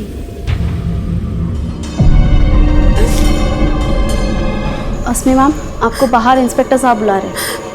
मैं कहीं नहीं जाऊंगी अपने बच्चे को छोड़कर। मैम आपको बुला रहे हैं। कहा ना, नहीं जाऊंगी। सर वो नहीं आ रही हैं। ठीक है, तुम जाओ। जी। सर आपको जो भी पूछना है मुझसे पूछिए। हमने आपकी फैमिली रिपोर्ट देखी है। अभी का जन्म आपकी शादी के 7 महीने के अंदर हुआ है, जबकि अस्मी जी की डिलीवरी प्रीमेच्योर नहीं थी। अस्मी की डिलीवरी की रिपोर्ट के हिसाब से अभी ठीक 9 महीने के बाद पैदा हुआ था। इसीलिए हमें अस्मी से बात करनी है। क्या आपको इसके बारे में पता था? कहीं शादी से पहले अस्मी जी का किसी नहीं सर, बिल्कुल नहीं सर। अस्मी शादी के पहले प्रेग्नेंट थी, लेकिन सर अभी मेरा ही बच्चा है। शादी के पहले मैं और अस्मी रिश्ते में थे। सर जब अस्मी प्रेग्नेंट हुई तो हमने जल्दबाजी में शादी करने का फैसला लिया। सर आप चाहे तो अस्मी से बात पूछ सकते हैं। लक्ष्मी ने कुछ नहीं किया। अस्मी जी का भी कोई अफेयर नहीं था और शशांक भी साफ है। कहीं ऐसा तो नहीं कि हम गलत जगह पे इन्वेस्टिगेशन कर रहे हैं? हम घर के बाहर ढूंढ रहे हैं और मुजरिम घर के अंदर ही हुआ तो? आस पड़ोस वालों से पूछताछ करें, घर वालों के बारे में, खास तौर पे पति पत्नी के बारे में। कोई सुराग तो मिलेगा। Okay sir. पारिवारिक रिश्ते जो एक नजर में तो बिल्कुल सटीक दिखाई पड़ते हैं, लेकिन कभी कभी हम उनके पीछे छुपी भावनाओं को समझ नहीं पाते हैं, और अक्सर यही भावनाएं हमारे अंदर अपना घर बना लेती हैं। शशांक के घर के बाहर के सभी लोग अब शक के दायरे से बाहर थे, क्योंकि पुलिस को किसी के भी पास जुर्म का कोई ठोस कारण नहीं मिला था। इसलिए अब घर वाले शक के दायरे में थे। लेकिन घर का कोई बंधियाकरण यानी कि कैस्ट्रेशन जैसा क्रूर काम क्यों करेगा? आस पड़ोस के लोगों से तो यही पता चल रहा था कि शशांक का परिवार एक हंसता खेलता परिवार है और पति पत्नी भी बच्चे से बेहद प्यार करते हैं। लेकिन तभी पुलिस के सामने एक और नजरिया आया। सर वैसे तो उन दोनों के बीच में कोई प्रॉब्लम नहीं था। इसके अलावा और कुछ कभी बताया उसने अपनी शादी के बारे में? कुछ खास नहीं सर, बस उसे थोड़ा पैसे का प्रॉब्लम था। उसने शादी भी जल्दी कर ली थी और बच्चा भी। हर महीने किसी न किसी से वो उधार मांगता रहता था। पिछले हफ्ते मेरे से 10,000 रुपये लिए हैं। काफ़ी स्ट्रेस में था वो।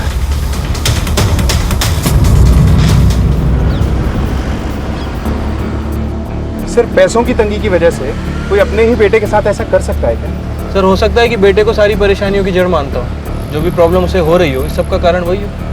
नहीं, ऐसा होता तो बच्चे को जान से मारता। ये रीजन नहीं हो सकता। लेकिन जब तक असली रीजन नहीं मिल जाता, शशांक पर नजर बनाए रखो और पता करो कि वारदात वाले दिन वो ऑफिस में था या नहीं। ठीक है सर। इंस्पेक्टर साहब, आप मुझ पे शक कर रहे हैं? मैं भला अपने बेटे के साथ ऐसा कैसे कर सकता हूँ? ये तो आप ही बताएंगे। अगर आपने कुछ नहीं किया तो झूठ क्यों बोला कि वारदात के वक्त तो आप ऑफिस में थे? मतलब कि आप फैक्ट्री गए ही नहीं थे। देखिए, आपका बेटा एडमिट है, इसलिए शराफत से बैठा के पूछताछ कर रहे हैं, वरना हमारे तरीके तो सुने ही होंगे आपने। मैं उस दिन फैक्ट्री नहीं गया था। तो कहाँ गए थे? सर मैं और एक जॉब करता हूँ। अभी एक और जॉब कहाँ से आ गई? पहले क्यों नहीं बताया? असल में बताने लायक कुछ है ही नहीं सर। सर मैं कैब चलाता हूँ। गारमेंट कंपनी में जब छुट्टी होती है तब सैटरडे और संडे को भी। सर आप चाहिए तो मेरी कार कंपनी से डिटेल्स निकाल सकते हैं। सर कैब चलाकर मैं कुछ ज़्यादा पैसे कमाना चाहता था ताकि अपने परिवार की परवरिश कर सकूं। लेकिन सर मेरे बच्चे ने किसी का क्या बिगाड़ा था सर? इंस्पेक्टर साहब, जिसने भी मेरे बच्चे के साथ ये किया ना, आप उसको छोड़ेगा नहीं। लेकिन है कोई घर का ही, क्योंकि बाहर से कोई अंदर नहीं आया। लेकिन सर अगर शशांक ने नहीं किया तो उसके अलावा घर में केवल 2 ही लोग बचते हैं, अश्मी और लेखा। लेकिन सर वो दोनों ऐसा क्यों करेंगे? इन दोनों के पास क्या मोटिव हो सकता है? यही तो पता लगाना है। वो कैंची, उसकी फॉरेंसिक रिपोर्ट आई? अभी नहीं सर, 48 घंटों में आ जाएगी। लेकिन हम इतना इंतजार नहीं कर सकते। अगर ये कांड घर में से ही किसी ने किया है तो बच्चे की जान को अब भी खतरा हो सकता है। एक कांस्टेबल हर वक्त हॉस्पिटल में तैनात रखो, आईसीयू के बाहर। तब तक इस सास और बहू से बात करते हैं। देखना, कोई इतनी नन्ही सी जान के साथ ऐसे कैसे कर सकता है? अस्मी जी, मुझे आपसे कुछ बात करनी है। अस्मी बेटा, तुम इंस्पेक्टर साहब से बात कर लो। अभी को मैं देखता हूँ बेटा। जाओ बेटा। आई।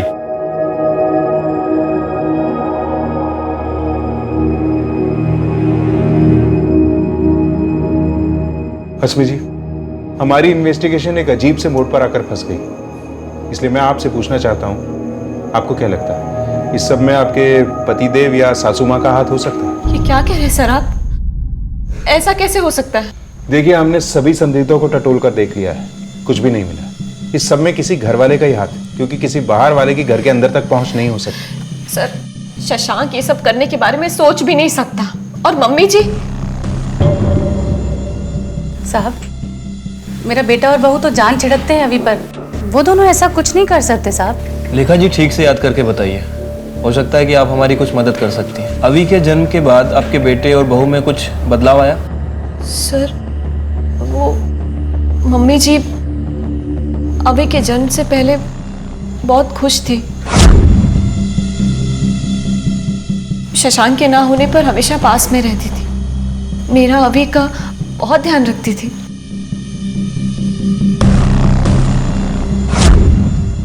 फिर थोड़ी बदल गई, पता नहीं क्यों। अस्मी थोड़ी चिड़चिड़ी हो गई थी, बहुत डिप्रेस रहने लगी थी अभी के जन्म के बाद। कुछ अलग सा बर्ताव करने लगी। अभी का सारा काम मैं करती थी, उसे संभालती थी। मम्मी कुछ ख्याल भी नहीं करती थी। पर आजकल तो ये होता ही है साहब, वो क्या कहते हैं उसे, पोस्टमार्टम डिप्रेशन। हाँ, शायद वही होगा। पर साहब, मुझे नहीं लगता मेरी बहू ऐसा कुछ कर सकती है।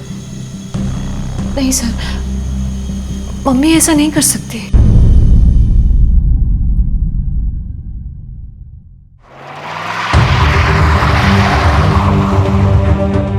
सर, रश्मि और लेखा, इन दोनों में से कोई भी शशांक के ऊपर उंगली नहीं उठा रहा है। लेकिन कोई प्रॉब्लम तो है, क्योंकि दोनों में से कोई भी एक दूसरे के प्रति शक जाहिर नहीं कर रहा है। सर, ऐसा भी हो सकता है कि बेटे और पति के प्यार में आकर ये दोनों शशांक के ऊपर आंख बंद करके भरोसा कर रहे हैं। सर, ठीक है, जाओ। शशांक सच बोल रहा था। वारदात के वक्त वो कैब चला रहा था, तब ये अस्मी ने उसे फोन भी किया था। अब देखते हैं कि ये शशांक साहब किससे ज्यादा प्यार करते हैं और क्यों।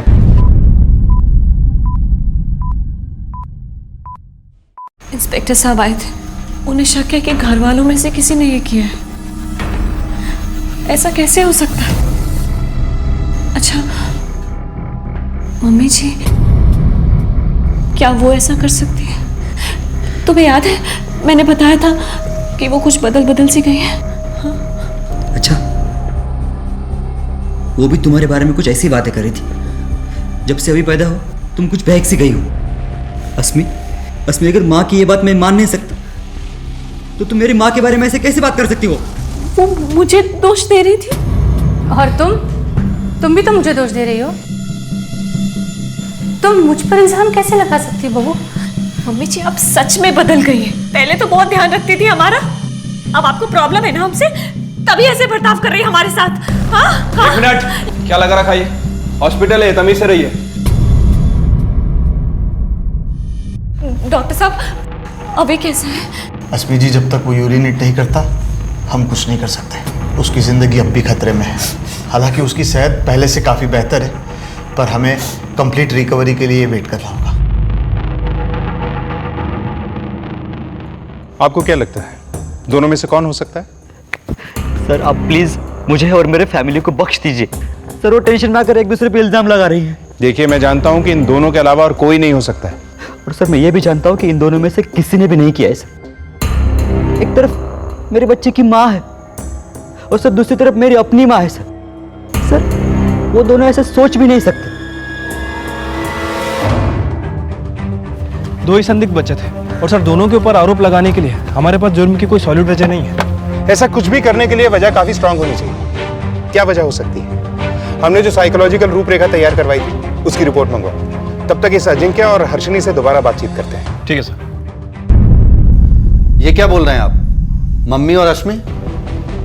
देखिए, हमारा यकीन कीजिए, घर के अंदर से इन दोनों के अलावा और कोई हो ही नहीं सकता। अच्छा, एक बात बताइए, क्या आप दोनों ने इन लोगों में कभी कोई अजीब बात नोटिस की थी? सर, कुछ ज़्यादा तो नहीं, लेकिन आसमी कभी कभी कहती थी कि मम्मी जी आजकल थोड़ी अलग सी हो गई है। मैंने कुछ ज़्यादा ध्यान नहीं दिया क्योंकि हमारे घर में इतने प्रॉब्लम्स हैं, दूसरों की परेशानियां कहाँ देखेंगे। जिन दूसरों की बातें आप कर रही हैं वो आपके घर वाले हैं। शादी शशांक की हुई थी, शिफ्ट उसे होना चाहिए था, लेकिन हो गए आप लोग। ऐसा क्यों? सर, वो मम्मी जी ने घर थोड़ा धार्मिक बना के रखा था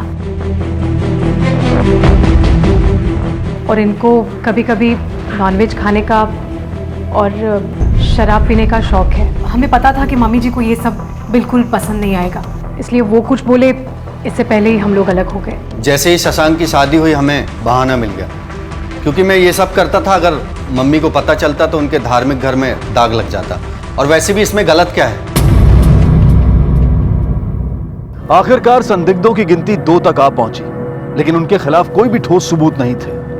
बच्चे की हेल्थ में अब सुधार हो रहा था और अब वो खतरे से बाहर था। लेकिन इस एक हादसे ने जैसे परिवार को तोड़ कर रख दिया था। एक हंसता खेलता परिवार ऐसे घिनौने अपराध का शिकार बना कि उनकी जिंदगी एक अलग ही मोड़ पर चली गई। अब आपका बच्चा बिल्कुल ठीक है, आप इसे घर ले जा सकते हैं। Thank you doctor. नहीं, मैं उस घर नहीं जा सकती। मम्मी जी है वहां पर। जब तक मम्मी जी है उस घर में, मेरा अभी सेफ नहीं है। मैं नहीं जा सकती। मैं अपने मम्मी पापा के साथ जा रही हूँ। अस्मी तुम क्या बात कर रही हो? मम्मी जी को अजिंक्य भैया के साथ भेजेंगे, तभी मैं आऊंगी। अस्मी, मम्मी हमारे साथ रहेगी। तुम्हारा दिमाग खराब हो गया?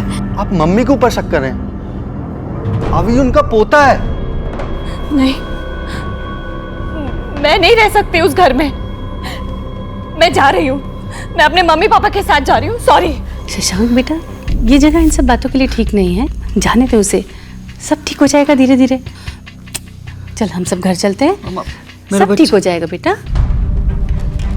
सर, अभी को डिस्चार्ज कर दिया गया है। अस्मी उसे लेकर घर जा रही है। ठीक है, बच्चे और माँ बाप पे चौकन्नी नजर रखो। लेकिन अचानक अस्मी को अपनी सास पे इतना गहरा शक कैसे हो? नजर रखो उसमें। ठीक है सर। सर, वो कैंची की फॉरेंसिक रिपोर्ट आ गई है।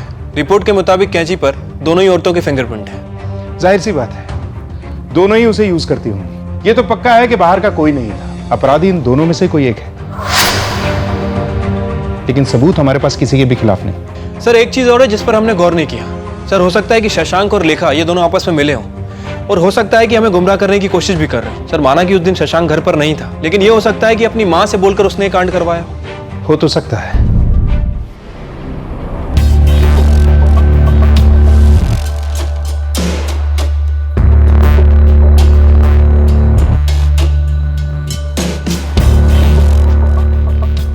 शशांक, चाय ठंडी हो रही है बेटा। तुझे फैक्ट्री नहीं जाना? माँ, इच्छा नहीं हो रही मेरी। शशांक, ये सब जिंदगी का हिस्सा है। तुझे सबसे अपने आप को संभाल कर रखना होगा ना। हम सब है ना, सब ठीक करेंगे। चलो उठ।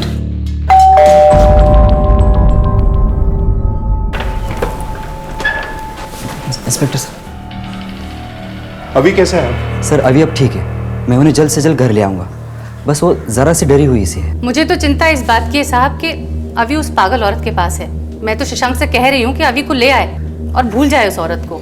माँ बस करो अब। कितनी बार बता चुका हूँ कि अस्मी अपने बच्चे पे एक आंच तक नहीं आने देगी। पता नहीं शशांक, तुम्हारी आंखें कब खुलेंगी।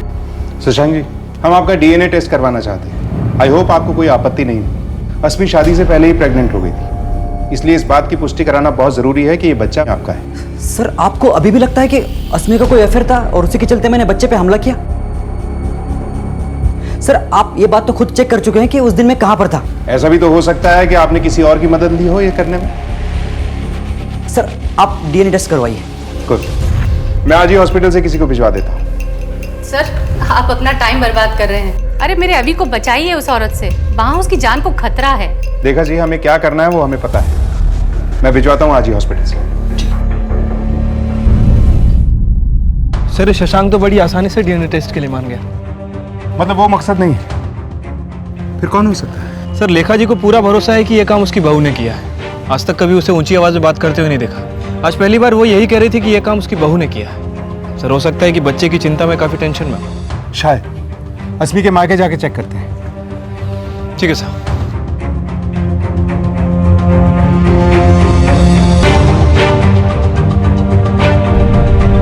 मैं जितना ही इस बारे में सोचती हूँ, उतना ही मेरा फैसला पक्का होता जाता है। मम्मी जी के रहते हुए अभी वहाँ सुरक्षित नहीं है। आपकी मम्मी जी भी बिल्कुल ऐसा ही बोलती हैं। वो तो कहेंगी ही, लेकिन अभी वहाँ सेफ नहीं है, ये आप लोग भी जानते हैं। और हम भी इस बात का ध्यान रखें कि आपका बेटा पूरी तरह से सुरक्षित रहे। आप कहना क्या चाहते हैं? अभी को मुझसे खतरा है। सबके लिए वजह ढूंढी है ना आपने, मेरे लिए भी ढूंढी होगी। बता दीजिए। गुस्सा, नाराजगी, बच्चे की वजह से आपको शादी करनी पड़ी, अपना करियर, अपनी लाइफ छोड़कर। तो इस बात का तो गुस्सा होगा ना आपको बच्चे पर। आप ये बातें पहले भी पूछ चुके हैं ना मुझसे, और मेरा जवाब जानते हैं। लेकिन इस बार तो इस मौके का फायदा उठाकर आप अपनी शादी से भी बहुत दूर निकल आई। सर, मैं शशांक से प्यार करती हूँ, बहुत प्यार। ये सब करते हुए मुझे कोई खुशी महसूस नहीं हो रही, लेकिन बस कैसे भी करके हमारे प्यार की निशानी को बचाना चाहती हूँ। कोई आँच ना आए, बस ये चाहती हूँ। मैं आपकी बात समझता हूँ, लेकिन लेखा जी का मकसद फिलहाल साफ नहीं हो पा रहा है। हो सकता है उन्हें इस बात का शक है कि यह बच्चा आपके किसी अफेयर का है, शशांक का नहीं। ऐसा कैसे हो सकता है सर? हमने तो मम्मी जी को कुछ बताया ही नहीं था। उन्हें बस इतना पता था कि मेरी प्री मैच्योर डिलीवरी है, और कुछ नहीं। मैंने और शशांक ने किसी को भी ये बात नहीं बताई थी, और खासकर मम्मी जी को, क्योंकि सर उन्हें ये सब चीजें धर्म के खिलाफ लगती हैं। अस्मी और लेखा जी के बीच में पुलिस गोल गोल घूम रही थी। बहुत अफसोस की बात है, लेकिन एक हत्या के पीछे का मकसद शायद आसानी से पता लगाया जा सकता है, लेकिन बंधीकरण यानी कि कैस्ट्रेशन जैसे मनोवैज्ञानिक अपराध की वजह ढूंढना बहुत मुश्किल है। वैसे तो दो सस्पेक्ट्स के बीच में यह केस बड़ी आसानी से सुलझना चाहिए था, लेकिन हर कड़ी के साथ यह केस और उलझता जा रहा था। और तभी पुलिस को साइकोलॉजिकल प्रोफाइलिंग, जिससे कि अपराधी की मानसिक रूपरेखा तैयार की गई, उससे कुछ उम्मीद मिली। सर, इस तरह के अपराधों में मन के अंदर बसा हुआ गहरा क्रोध या नाराजगी बहुत अहम होती है। ये एक दबे हुए भाव की तरह होता है जो वक्त के साथ उभरता है और गहरा होता जाता है, लेकिन जब ये बाहर आ जाता है तब आप अपना आपा खो बैठते हैं।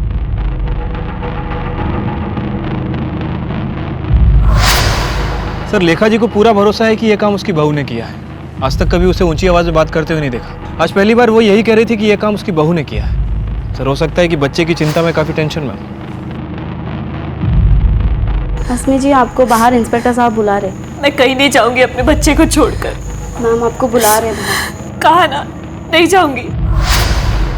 सर, वो मम्मी जी अभी के जन्म से पहले बहुत खुश थी, पर कुछ दिनों बाद कुछ अलग सा बर्ताव करने लगी। ये सब मम्मी जी की वजह से हुआ है। अरे अभी होने के बाद तो ये उससे चिड़चिड़ करने लगी थी।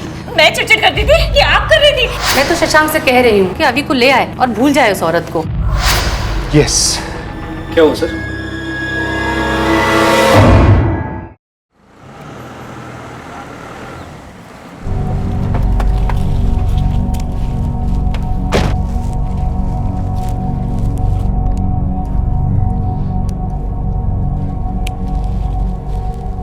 लेखा जी, नमस्कार। नमस्कार। आपसे कुछ बात करनी थी। चलिए ना, अंदर चल के बात करते हैं। नहीं, आप करिए, काम करिए प्लीज।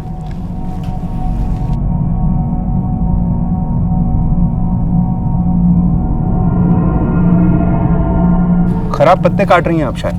जी। आपको पता था कि आपकी बहू शादी से पहले ही प्रेग्नेंट थी? नहीं। अरे, आपके लिए तो ये बहुत चौंकाने वाली खबर रही होगी जब आपने पहली बार ये सुना होगा। लेखा जी, आप बहुत धीरज और हिम्मत वाली हैं। आपकी जगह अगर कोई और होता ना तो अपना आपा खो बैठता। वो तो है। अरे, सरासर गलत बात है ये। पाप है। समाज ऐसे बच्चे को स्वीकार करेगा? परिवार के नाम का क्या होगा? और आप, अरे समाज को क्या जवाब देंगे आप? और आपकी आंखों के आगे पनपता रहेगा ये पाप। पाप तो है, और हमारी धार्मिक अस्मिताओं के भी खिलाफ है, हमारे सम्मान के खिलाफ है, किसी की भी सहनशीलता के परे है। अधर्म है ये। सरासर अधर्म है साहब। हाँ, और ऐसे घर में जिसे आपने इतने बरसों से इतना पवित्र रखा, अचानक एक बच्चा आता है और सब कुछ बर्बाद। इसीलिए तो शुद्ध कर दिया उसका लिंग काट कर। मेरे बेटे और बहू ने तो मुझे बताया भी नहीं कि बहू शादी से पहले से प्रेग्नेंट थी। 15 दिनों में उन्होंने मुझे ये खुशखबरी सुना दी।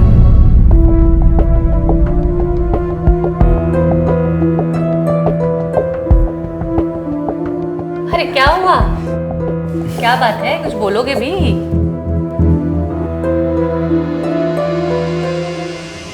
मम्मी जी, बोलो। आप दादी बनने वाले। मुझे तो शक भी नहीं हुआ साहब, मैं बहुत खुश थी, बहुत ध्यान रखती थी अपनी बहू का। पर उस दिन जब मैं उसे रेगुलर चेकअप कराने डॉक्टर के पास लेकर गई, तब मुझे पता चला। डॉक्टर, बहू और बच्चा सब ठीक तो है ना? हाँ बिल्कुल ठीक है। ये देखिए उनकी रिपोर्ट।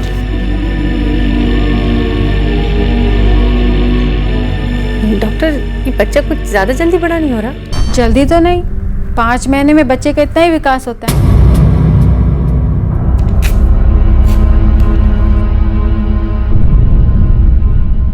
ये लीजिए, सेकेंड ट्राइमेस्टर में ये गोली लेना बहुत ज़रूरी है। गलती से भी मत भूलना और अपनी सेहत का ज़्यादा अच्छा ख्याल रखिएगा। उन्हें लगा कि मुझे जैसी अनाड़ी को कुछ समझ नहीं आएगा। मैंने बहुत सोचा, मैं सब समझ चुकी थी। वो बच्चा एक कलंक था मेरी बहू पर और मेरे परिवार पर। उसके साथ तो यही होना था। उस दिन जब अस्मी उसे सुलाकर सोने गई,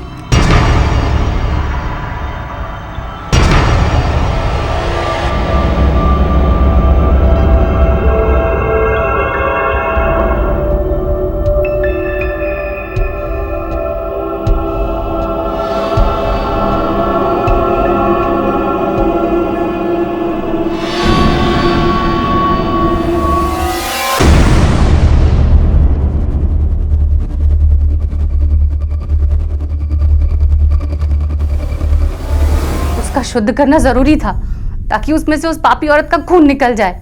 और तुम्हारा बेटा, ये बच्चा उसका भी तो था।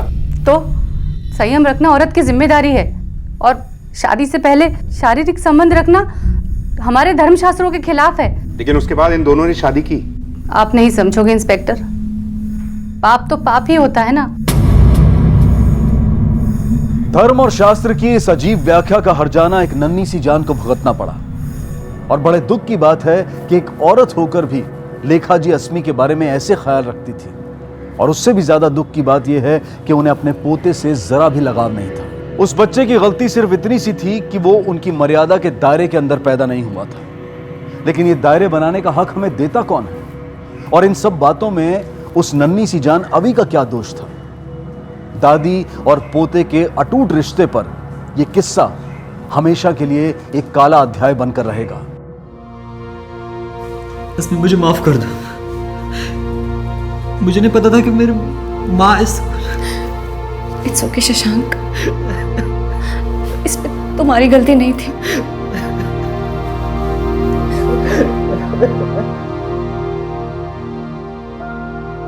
गुस्सा, प्यार, नफरत, जरूरत से ज्यादा कोई भी चीज अपराध को जन्म देती है। और इस अपराध की वजह लेखा जी के अंदर पनप रहा द्वेष ही था।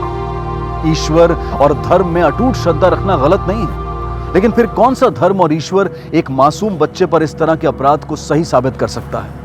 तब कहां जाता है भगवान का डर? धर्म के नाम पर हम कब तक ऐसी क्रूरता करते रहेंगे? कब अंधविश्वास के खिलाफ हमारी आंखें खुलेंगी और हम अपने बच्चों के लिए एक सुरक्षित दुनिया बना पाएंगे? इन सारे सवालों का जवाब हमें आज नहीं तो कल अपने आप को, अपने बच्चों को और अपने भगवान को देना होगा। इसी विचार के साथ अब मैं अनूप सोनी आपसे विदा लेता हूं। फिर मुलाकात होगी अगले एपिसोड में एक और चौंका देने वाले केस के साथ। तब तक अपना और अपने परिवार का ख्याल रखें और देखते रहें क्राइम पेट्रोल डायल 100। सबक एक को सीख हम सबको।